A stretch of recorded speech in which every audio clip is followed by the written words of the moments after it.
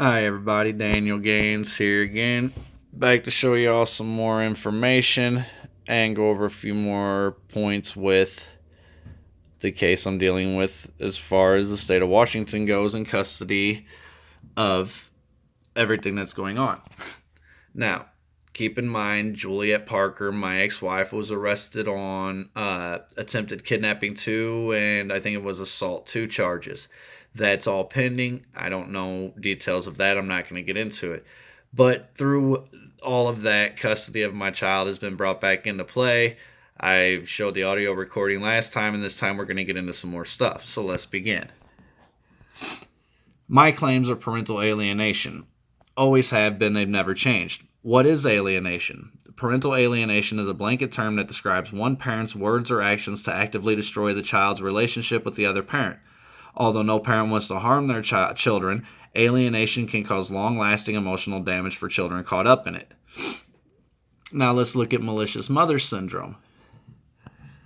Malicious mother syndrome is characterized by 4 major criteria. Someone suffering from the syndrome, 1, attempts to punish the divorcing parent through alienating their children from the other parent and involving others or the courts in actions to separate parent and child, seeks to deny children visitation and communication with the other parent and involvement in the child's school or extracurricular activities, 3, lies to their children and others repeatedly and may engage in violations of law, and 4, doesn't suffer any other mental disorder which would explain these actions.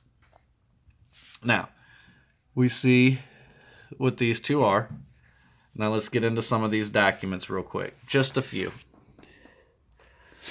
Now, in these documents, as you can see, Cps Documents, this one states, mother presented for FTDM in 2015 parenting plan and stated father was not allowed contact with the mother or child. This writer could not locate any information in that order that would support an NCO between father and mother. The databases that were searched do not appear to show that there is an active NCO between father and mother at this time. So, CPS even states that there wasn't any no contact order, which means Juliette lied right away.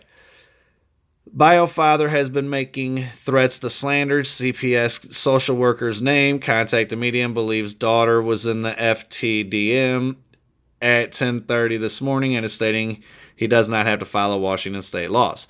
Now, it's not slander whenever you're correct. It's not slander whenever you're telling the truth. As far as saying I don't have to follow Washington laws, that's an inaccurate statement. I said when it comes to recording my audio conversations, I am not subject to Washington laws because I am a resident of the state of Missouri. Factual. Now, let's keep going, shall we? Social worker went to Raymond Hall to talk with the child about Daniel Gaines. Social worker asked child about her relationship with their father, and she says she didn't want to stay with him. Social worker told her that wasn't even a possibility at this point. Child told social worker her mother never lied to her about her father.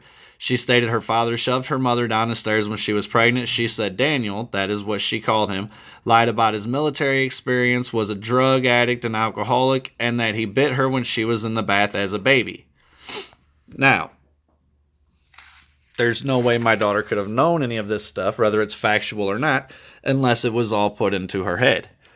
And there's only one person who could have put it into her head, and that's her mother. But we'll get into more as we go. On this one, social worker asked the child, this is about Juliette's son.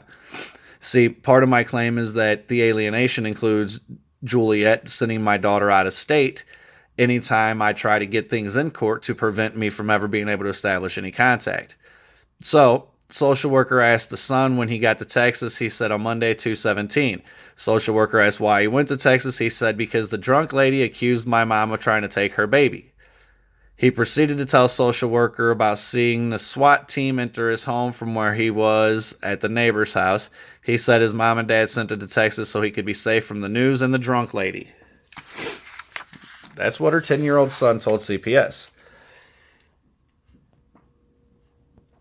This one is further about her son. I asked her, the minor, if he knew why he was at his aunt's home in Texas. He stated that the drunk lady was accusing his mother and sister of trying to steal her baby. He stated that his mother and father put him on an airplane alone on Monday, February 17th, 2020, to come stay with his aunt and uncle here in Texas so that the media would not find out who he was, take pictures of him, or hurt him. The investigator who wrote this report, I asked the minor who lives in a home with him in Washington, and he stated that he lives in a home with his biological father, his mother, his stepfather, and his sister.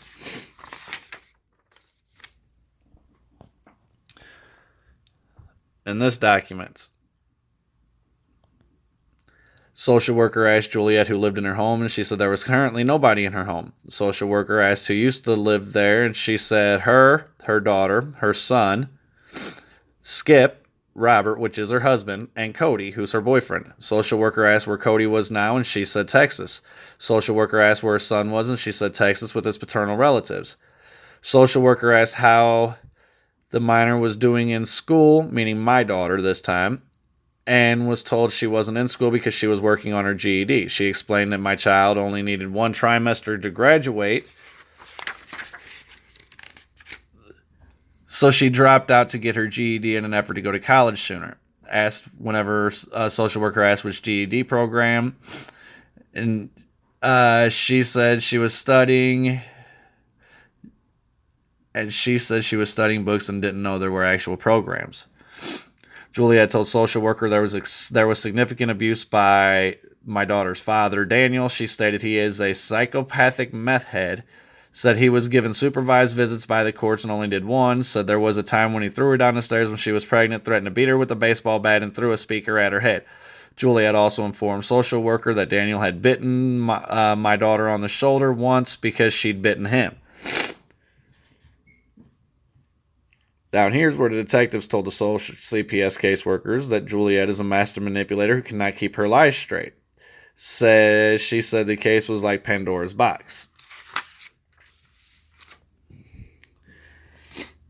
Social worker asked what her brother's name is. This is back to my daughter. What his brother's name is, and she said, blank, told social worker her parents flew him to Texas to be with family until all this blows over. Social worker asked my daughter about her biological father, and she said he lives in Missouri. The child told social worker there is a restraining order in place due to the father's involvement in drugs and alcohol and because he's abusive. My daughter told the social worker she has no desire to have any contact with me.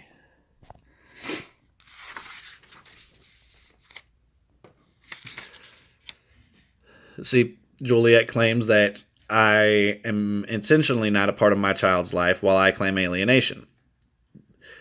The child then told the social worker, the child being my daughter again, then told the social worker about moving from Washington to Texas and then back to Washington and then back to Texas and then to Colorado and back to Washington. The child told the social worker her parents were talking about moving because of this situation. Now, in this, you've seen that my daughter has been told things that there's clearly no way of her to possibly know on her own through her own knowledge or her own experiences. If you look up the definition of, or if you look up how parental alienation is established, that is part of it. Child has no personal knowledge or personal experience in matters, but has information. Now, all these things were put in my child's head strictly to keep my child from ever being a part of my life and wanting to have anything to do with me. The courts thus far are ignoring case precedents and what they're supposed to do legally in this situation. But that's a video for another day. Just in this one, I hope y'all seen all the information. Y'all can do with it as you will. I don't care about the names and information being out there about anybody involved in this case except the minors. So please, y'all, share this information. Let's make this a bigger issue. That way we can hopefully end the negative treatment of fathers in this country and the alienation of fathers. And let's see if we can't start having fathers actually be part of their children's lives again as it's supposed to be. Thank you and have a good night.